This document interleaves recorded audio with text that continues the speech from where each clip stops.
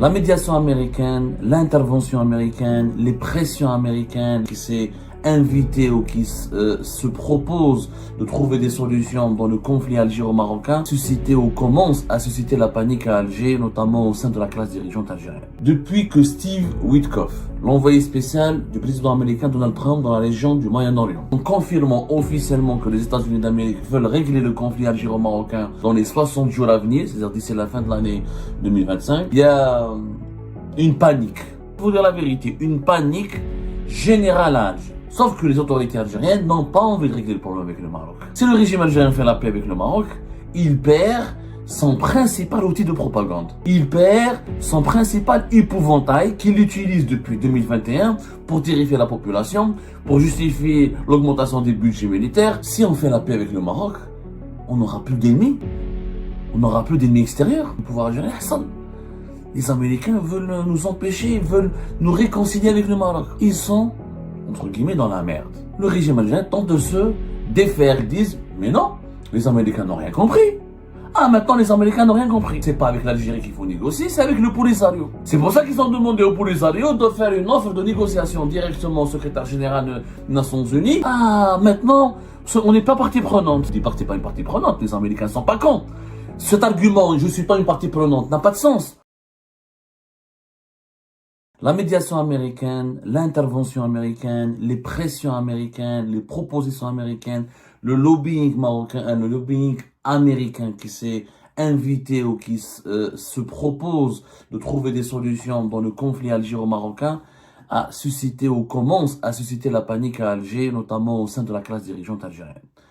Depuis que Steve Witkoff, l'envoyé spécial du président américain Donald Trump dans la région du Moyen-Orient, et Jared Kushner, qui est son beau-fils et son nom, on va dire son envoyé spécial informel, chargé aussi des questions du monde arabe et du Moyen-Orient, surtout de tout l'ensemble du monde arabe. On se sont exprimés publiquement sur la chaîne américaine CBS dans un magazine d'information qui s'appelle 60 minutes. Et quand ils se sont exprimés en confirmant officiellement que les États-Unis d'Amérique veulent régler le conflit algéro-marocain ou vont proposer une solution qui réglera définitivement le conflit algéro-marocain dans les 60 jours à venir, c'est-à-dire d'ici la fin de l'année 2025. Depuis que ces révélations ont été diffusées, propagées, ont été rendues publiques, il y a une panique. Disons-vous dire la vérité, une panique générale à Alger. Une panique générale où les autorités algériennes n'ont pas encore réagi officiellement. Il n'y a pas eu de réaction officielle. Mais cette panique, elle est perceptible dans le déploiement d'un certain nombre d'agents d'influence ou d'agents attitrés non officiels du régime algérien qui ont été dépêchés sur la scène médiatique pour leur demander de faire des mises au point, de réagir à ces révélations, de réagir à ces annonces faites par les deux responsables américains, sachant encore une fois que Jared Kushner, je le rappelle, il n'y a pas de poste officiel. Il avait un poste officiel qui était haut conseiller du président des États-Unis d'Amérique durant le premier mandat de Donald Trump, mais là, il n'a pas de poste officiel, mais il a gardé un poste officieux. C'est-à-dire qu'il accompagne l'administration de Donald Trump dans ses opérations de lobbying. Il est resté le lobbyiste préféré de Donald Trump dans le monde arabe. Juste pour être très clair. Par contre, Steve Witkoff, qui s'est exprimé sur CBS News aux côtés de Jared Kushner, il est envoyé spécial, il est nommé envoyé spécial de la Maison Blanche dans la région du Moyen-Orient. Donc, les autorités algériennes sont en panique. Pourquoi? Parce que là, les Américains disent, ce qui fait paniquer les dirigeants algériens, ce n'est pas l'intervention américaine en soi. C'est le fait que les autorités américaines affirment qu'ils vont régler le problème, qu'elles vont régler le problème pendant 60 jours. Sauf que les autorités algériennes n'ont pas envie de régler le problème avec le Maroc. Les dirigeants algériens ont été pris de court. Les autorités américaines, les Américains vont les presser. En réalité, voilà ce qui va se passer. La Maison Blanche va exercer des pressions. Donald Trump va exercer des pressions sur le régime algérien pour qu'il accepte ou non. En tout cas, il doit rendre une réponse d'ici la fin de l'année pour qu'il accepte un règlement définitif du conflit qui oppose l'Algérie au Maroc. Donc, si Steve Witkoff et Jared Kushner se seraient contentés de dire nous allons proposer une médiation, nous sommes en train de négocier entre l'Algérie et le Maroc, ça n'aurait pas eu le même impact. Au contraire, une telle posture, elle aurait flatté les dirigeants algériens. Ah voilà, Donald Trump, on l'intéresse, l'Algérie, c'est une grande puissance régionale, c'est un acteur de stabilité, c'est une puissance incontournable. Pour eux, l'intérêt de la Maison-Blanche au régime algérien est une façon de confirmer leur légitimité et leur importance sur la scène mondiale et régionale. Sauf que les Américains n'ont pas fait ça. Les Américains étaient très malins. Ils ne s'intéressent pas au régime algérien comme ils ne s'intéressent pas au régime marocain en tant que deux entités géopolitiques qui existent dans la région. Ce qui les intéresse, c'est d'imposer un accord de paix qui protège leurs intérêts et qui protège les intérêts de leurs alliés et qui confirme que les États-Unis d'Amérique sont le véritable gendarme du monde et ce sont eux qui sont capables de ramener la paix et de garantir la paix mondiale. Donc c'est pour ça que les Américains, ça les intéresse pas de parler au régime algérien en tant que régime algérien. Ça les intéresse de régler le problème entre deux pays importants dans la région du Maghreb et de l'Afrique du Nord, qui sont l'Algérie et le Maroc. C'est le fait, la posture qui dérange les dirigeants algériens et qui a suscité la panique et qui vraiment on va dire, qui les inquiète fortement, c'est que les Américains vont les presser, vont essayer de les obliger. Oh, ça va commencer, bien sûr, les Américains vont pas les mettre le couteau sur la gorge des dirigeants algériens, mais on connaît comment ça se passe, le lobbying. La pression américaine ne va pas se faire par la menace et le chantage ou l'intimidation. En tout cas, pas dans une première étape. Ça va commencer par des efforts de persuasion. Les dirigeants américains, les autorités américaines vont tenter de persuader les dirigeants algériens et les dirigeants marocains de se réconcilier et d'accepter un accord de paix. Cette posture a suscité la panique. Pourquoi? Parce que s'il y a paix, si le régime algérien fait la paix avec le Maroc, il perd son principal outil de propagande. Il perd son principal épouvantail qu'il utilise depuis 2021 pour terrifier la population, pour justifier l'augmentation des budgets militaires, pour justifier la persécution généralisée, pour justifier le climat de terreur politique dans lequel il a plongé le pays.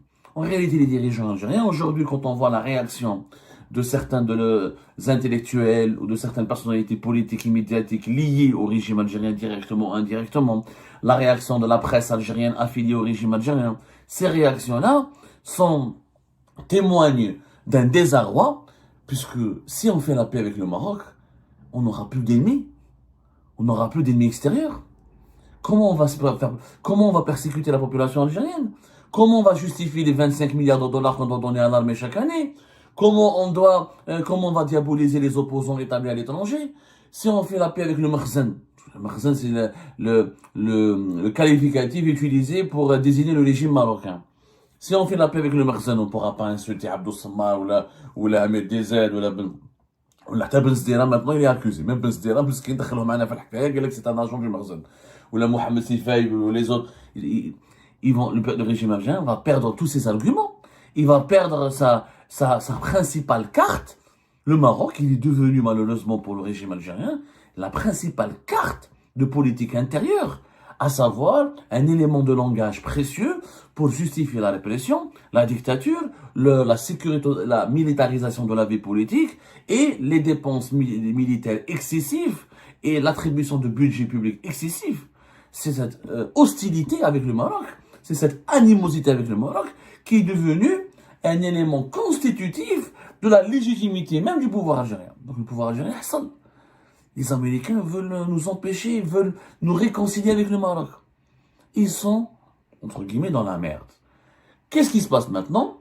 Le régime algérien tente de se défaire. Il est dans un piège, comme on l'a dit hier. Il tente de sortir de ce piège. Comment? Malheureusement, la propagande ou on va dire, les premiers récits médiatiques et politiques qui sont en train d'être diffusés depuis 24 heures pour répondre à ces propositions, à ces pressions américaines, à ce plan américain de paix entre le Maroc et l'Algérie, révèlent des incohérences encore plus profondes qui dévoilent elles-mêmes ou qui confirment plutôt qu'il y a un véritable vent de panique à Alger. Qu'est-ce qui s'est passé? Alors, c'est un 24 heures, plusieurs anciens diplomates des titres de la presse algérienne, TS1, Khabar, Shorouk, Patri News, et des anciens diplomates, sans citer leur nom, des journalistes intellectuels liés directement au régime. Ils vivent à Alger, qui sont liés et qui sont utilisés régulièrement par des officiers du régime pour défendre la feuille de route du régime Tebboune. Ces figures, elles disent quoi? Elles disent, mais non, les Américains n'ont rien compris. Ah, maintenant les Américains n'ont rien compris. Ah oui, les Américains n'ont rien compris. Il n'y a pas de problème, c'est pas avec l'Algérie qu'il faut négocier, c'est avec le Polisario. C'est pour ça qu'ils ont demandé au Polisario de faire une offre de négociation directement au secrétaire général des Nations Unies, qui le Polisario propose de négocier directement avec le Maroc. Maintenant, le régime algérien, il essaie de trouver un subterfuge pour convaincre les Américains de faire la paix entre le Polisario et le Maroc, pas la paix entre l'Algérie et le Maroc. Ah, maintenant, les dirigeants algériens, nous n'avons pas de problème avec le Maroc. La question du Sahara occidental, c'est un problème de l'ONU. C'est à l'ONU de le résoudre. L'ONU n'est pas capable de le résoudre. Comme les Américains, c'est le pilier comme les États-Unis d'Amérique, c'est le pilier de l'ordre mondial. C'est aux États-Unis de s'interposer, mais entre le Maroc et le Polisario. Pas entre le Maroc et l'Algérie. L'Algérie n'est pas concernée. L'Algérie ne fait que soutenir un principe du droit international qui est le principe de l'autodétermination des peuples qui sont colonisés ou l'autodétermination des populations des territoires classés non autonomes ou en processus de décolonisation par les Nations Unies. Ah, maintenant, on n'est pas partie prenante. Regardez la magie de la manipulation des dirigeants algériens. Ah, on n'est pas partie prenante, c'est uniquement entre le Maroc, etc. Nous avons d'autres problèmes avec le Maroc qui ne nécessitent pas une intervention américaine. C'est des problèmes entre nous qui n'ont pas de relation avec le Sahara occidental et qui ont des relations avec la politique interne, la politique externe du Maroc ou de l'Algérie, qui ont des problèmes de voisins. On n'a pas envie de les régler, on n'est pas pressé de les régler. Voilà. Le problème, les Américains, on les invite à se concentrer que sur le Sahara occidental.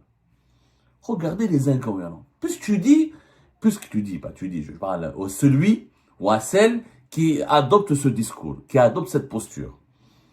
Puisque vous disiez, je peux même parce qu'ils sont plusieurs, puisque vous adoptez ce discours, on vous apprend que ce discours ne va pas convaincre les Américains.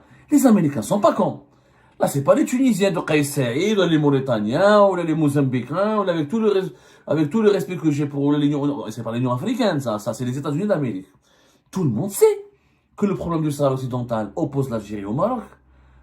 On le sait notamment depuis quand? Depuis la revue d'Abdelmajid Tebboune. Abdelmajid Tebboune, c'est lui qui a fait de la cause du Sahara occidental une cause sacrée.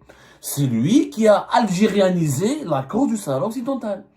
C'est lui, attendez, tu me dis, puisque je parle de celui, quand j'utilise le tu, je disais cet interlocuteur qui veut convaincre les Américains qu'il faut une médiation entre le Maroc et le Polisario. Il n'y a pas de nécessité de faire une médiation entre l'Algérie et le Maroc. Alors, puisque l'Algérie n'est pas partie prenante de ce conflit, pourquoi l'Algérie a provoqué une crise diplomatique et politique très dure avec l'Espagne de 2022 à 2024, quand l'Espagne a reconnu la marocanité du Sahara occidental, quand l'Espagne a reconnu la souveraineté du Maroc sur le Sahara occidental. Pourquoi on s'est disputé avec les Espagnols? Pourquoi on a boycotté l'Espagne? Pourquoi on a arrêté un traité d'amitié de bon voisinage avec l'Espagne? Pourquoi on a rappelé notre ambassadeur et on a bloqué les échanges commerciaux avec l'Espagne depuis 2 ans? Durant 2 ans. Ça a été rétabli juste à la fin de dernier trimestre de l'année 2024. T'es pas partie prenante du conflit du Sahara occidental. Alors pourquoi ça devrait te toucher ou t'émouvoir, ou ça devrait te perturber que l'Espagne, ancienne puissance occupante du Sahara occidental, considère que le Sahara occidental comme marocain? Normalement, c'est l'ONU. C'est à l'ONU de réagir. Pourquoi tu as réagi à la place de l'ONU? Deuxièmement, pourquoi tu as provoqué une crise avec la France? De juillet 2024 jusqu'à aujourd'hui, nous avons une grave crise avec la France, essentiellement parce que la France a fait comme l'Espagne, elle a reconnu la marocanité du Sahara occidental, la souveraineté du Maroc sur le Sahara occidental. On a rappelé notre ambassadeur, on s'est disputé avec les Français, on les a insultés, on les a dénigrés, on a voulu bloquer les intérêts économiques. Ensuite, il y a eu d'autres épisodes qui ont émergé dans le feuilleton de la crise algéro-française, mais ça a commencé à cause du Maroc, du Sahara occidental.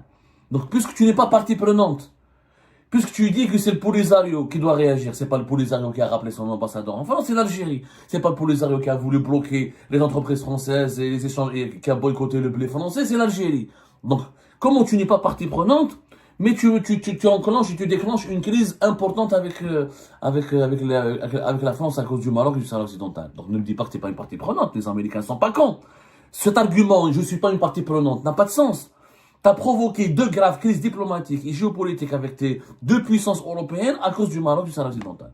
Les Émirats arabes unis, on leur reproche quoi? Parmi le principal reproche qu'on fait aux Émirats, d'être pro-marocain. Pourquoi? Parce que les Émirats sont en train d'investir à Dakhla, au Sahara occidental, pour faire des pôles. Ils sont en train d'équiper les Marocains pour leur permettre de se développer, de s'implanter jusqu'à l'éternité au Sahara occidental. Et donc pourquoi là, si tu n'es pas partie prenante, pourquoi ça te dérange que les Émiratis investissent et soient pro-marocains? Quand, paradoxalement, tu es l'ennemi des Émirats, mais tu es l'ami du Qatar. Le Qatar, il reconnaît la Marocaine du Sahara occidental. Le Qatar chante jour et nuit que le Sahara occidental est marocain, etc. Pourtant, tu es leur ami, mais tu es l'ennemi des Émirats et l'ennemi de la France, et tu as été l'ennemi de l'Espagne, et maintenant tu te réconcilies avec l'Espagne. Et d'ailleurs, le motif de réconciliation avec l'Espagne, comme le régime algérien l'avait perdu, comme le régime Tebboune il a perdu la face à l'Espagne, il n'a rien obtenu, l'Espagne n'a pas changé d'un iota sa position, pour justifier le retour à la normalisation, pour justifier auprès de l'opinion publique algérienne et internationale, le retour à la normalisation des relations entre l'Espagne et l'Algérie, le régime Tebboune a dit, parce que Pedro Sanchez, en septembre 2024, dans un discours à l'Assemblée Générale des Nations Unies, il a montré de la souplesse, il a montré une certaine distance vis-à-vis de la position marocaine concernant le Sahara occidental. Donc tu utilises encore le Sahara occidental pour justifier un retour vers les relations, un retour vers la normalisation des relations avec l'Espagne. Donc le Sahara occidental est pour l'Algérie une cause sacrée, une cause nationale. Quel est le pays qui invite régulièrement Brahim Ghali, président autoproclamé du pays autoproclamé République arabe sahraoui démocratique, qui n'est pas reconnu par toutes les instances internationales, mais qui est reconnu par exemple par l'Union africaine. Est-ce que Brahim Ghali est accueilli 3 fois ou 4 fois par an par les autres pays africains ou les autres pays arabes ou les autres pays de la région? Jamais de la vie. Tebboune rencontre Brahim Ghali 3 fois, 4 fois par an. Donc, comme tu ne peux pas dire aux Américains, tu n'es pas une partie prenante du conflit, tu as déclenché, tu as fait du Sahara occidental ta boussole, une cause sacrée. Allez, la différence entre le régime, ça c'est à l'époque de Bouteflika, c'était pas une cause sacrée. À l'époque de Bouteflika, l'Algérie était intelligente. Elle n'était pas partie prenante du conflit.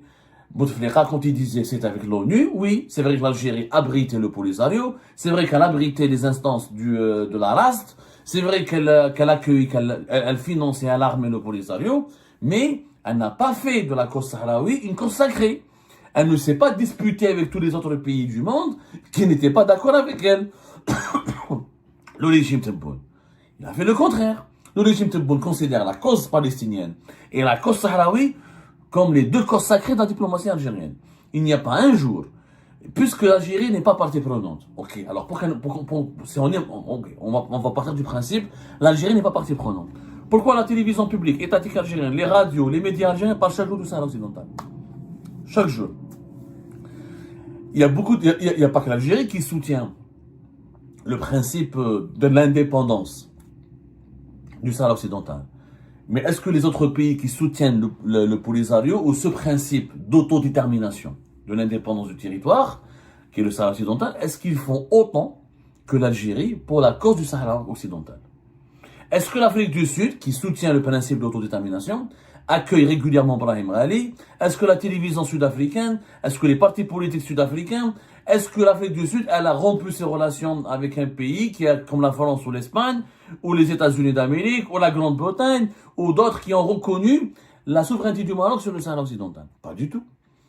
Ils soutiennent, pour eux, c'est une cause juste, le droit international doit s'appliquer. Mais pour l'Algérie, ce n'est pas une question de droit international, c'est une question c'est devenu une affaire sacrée. C'est devenu une constance de la politique nationale. Donc les Américains sont pas cons. Tu peux pas leur dire, t'es pas partie prenante. Bon, t'es pas partie prenante. T'as entamé beaucoup de crises.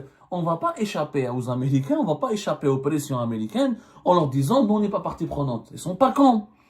Ils savent tous, tout le monde, toute la communauté internationale sait que malheureusement, le problème du Sahara occidental est un problème entre l'Algérie et le Maroc. Parce que le régime Bouteflika aurait pu se défendre intelligemment, on aurait pu dire. D'ailleurs, les Américains n'ont jamais fait pression sur le régime Bouteflika concernant la question du Sahara occidental. Il y avait des pourparlers, des négociations, des approches. Mais il n'y a jamais eu, les Américains n'ont jamais fait de pression sur l'Algérie parce qu'ils savaient que l'Algérie avait une position intelligente. C'est une cause juste, nous la soutenons. C'est tout. Mais c'est au droit international, à l'Assemblée Générale des Nations Unies, au Conseil de sécurité de l'ONU de régler le problème. C'est pas le cas avec le régime Tebboune. Le régime Tebboune, il a algérianisé la cause du Sahara occidental. C'est devenu une cause algérienne. Nous avons tous les pays qui étaient pro-marocains, on a essayé de les emmerder ou de les séduire pour les éloigner du Maroc ou de leur proposer quelque chose en contrepartie pour qu'ils s'éloignent du Maroc. Et tous les pays qui étaient d'accord avec nous et pas d'accord avec le Maroc, on les a aidés, on leur a donné de l'argent, on les a invités à Alger, on les a bichonnés, etc., etc. Et les exemples sont légion. Et jour et nuit, on parle du Sahara occidental en Algérie. Jour et nuit, c'est une obsession. C'est une obsession. On en parle comme pour la cause palestinienne. Sauf que la Palestine est une cause universelle qui mobilise tout le monde. La cause du Sahara occidental, elle mobilise qui? Mis à part en Algérie, elle mobilise pas. Moi, j'ai pas vu de mobilisation. Il y a quelques associations en Espagne, quelques associations en France qui en parlent, quelques pays qui continuent de soutenir le principe, comme Cuba, le Venezuela, l'Afrique du Sud. Mais il n'y a pas de mobilisation jour et nuit, il n'y a pas d'obsession. En Algérie, c'est une obsession, le Sahara occidental. C'est devenu une obsession avec le régime Tebboune. Pas avec le régime Bouteflika, on parlait du Sahara occidental, mais de façon régulée, de façon pas de façon passionnelle. En Algérie, maintenant, l'Algérie de Tebboune, il y a des jours, il faut calculer une vingtaine de sujets dans les télévisions publiques algériennes sur le Sahara occidental. La seule télévision au monde qui affirme que le Polisario frappe et mène des actions militaires contre le Maroc, c'est la télévision algérienne. Moi, j'ai pas vu la télévision sud-africaine ou vénézuélienne ou cubaine qui rapporte régulièrement par jour des informations concernant le conflit du Sahara occidental. C'est un conflit invisible. Il est visible qu'en Algérie. Pourquoi? Parce qu'il oppose l'Algérie au Maroc. Donc, qui a fait l'erreur? Maintenant, qui va... Pourquoi aujourd'hui nous sommes confrontés à un échec qui est pratiquement sûr et certain? Parce que nous avons transformé une affaire géopolitique et diplomatique en une obsession nationale. Nous l'avons transformé en une cause sacrée nationale. Et comme cette cause sacrée, très peu la communauté internationale ne nous soutient pas, il faut dire la vérité, il y a une dynamique en faveur du Maroc. Pourquoi? Parce que personne ne croit à ce pays qui doit être créé. Personne ne veut créer un nouveau pays de 300 000, 400 000 habitants dont on ne peut même pas garantir la sécurité ou la stabilité. Donc, la majorité des grandes puissances de ce monde s'éloignent de cette cause qui est juste sur le plan du droit, mais qui est douteuse sur le plan du pragmatisme. Parce que dans le monde, il y a le droit et le pragmatisme. Il y a ce que dit le droit et le pragmatisme. Oui, le droit aussi demande à la Chine permet à la Chine de récupérer Taïwan. Mais est-ce qu'il faut soutenir la Chine quand elle va envoyer une armée pour récupérer de force Taïwan? Le droit aussi, il interdit à Poutine d'envahir l'Ukraine.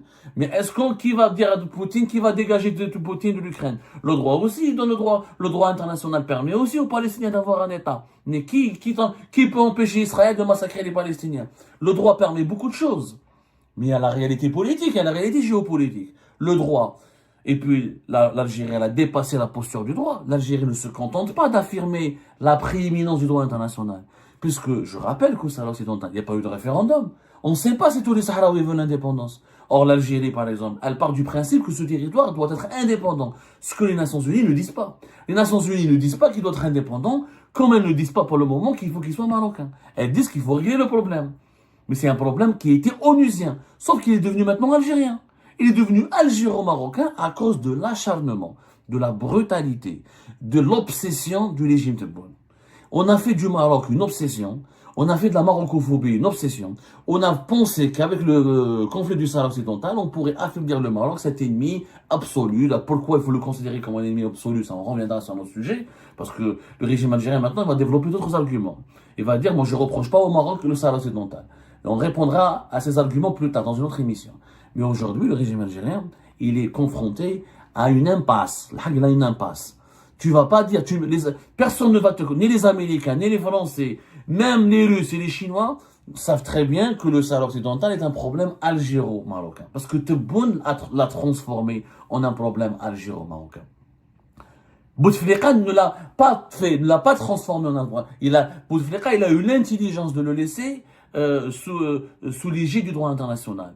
L'a laissé, il a pas trop forcé sur l'algérianisation du conflit du Sahara occidental. Tebboune l'a complètement algérianisé. Il l'a complètement algérianisé. Donc si demain, la communauté internationale ne soutient pas l'indépendance de ce territoire, ce sera l'échec de qui? c'est l'échec de l'Algérie. Et toi, tu rentres, tu vas parier, tu mets toutes tes forces, tu investis toutes tes forces sur ce dossier. Et depuis 4-5 ans, tu construis toute ta diplomatie, toute ta politique intérieure et extérieure sur ce dossier. Et quand tu encaisses un échec, ou quand tu t'approches de l'échec, ah non, c'est pas mon affaire, c'est l'affaire de l'ONU, c'est l'affaire du droit international. Moi, je suis pas une partie prenante. Ça n'a pas de sens. Ça n'a aucun sens. À un moment donné, il faut arrêter d'insulter l'intelligence de la communauté internationale et surtout que le régime Tebboune et les dirigeants algériens doivent comprendre qu'ils ont affaire à Donald Trump. Ils n'ont pas affaire à Kais Saïd ou au président du Tchad. Donald Trump est quand même assez malin et assez intelligent pour ne pas accepter l'insulte qu'on est en train de lui faire. À savoir, on lui dit, ah non, l'Algérie n'est pas concernée, il faut négocier, c'est pour les Arabes de négocier, c'est pas à l'Algérie de négocier.